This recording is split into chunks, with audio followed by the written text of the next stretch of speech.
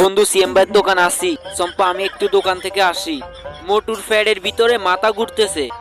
দাঁড়াও, যাওয়ার আগে 3টি ধাপ পূরণ করে দাও। আজকে না করলে হয় না।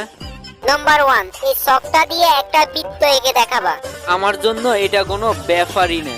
দাও চকটা আমার হাতে দাও।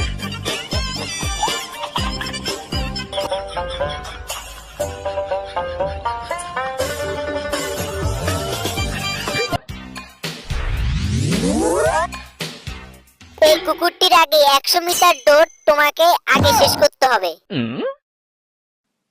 কি ভয় পেয়ে গেছো নাকি? রাজু কখনো ভয় পায় না। 1 2 3 যাও।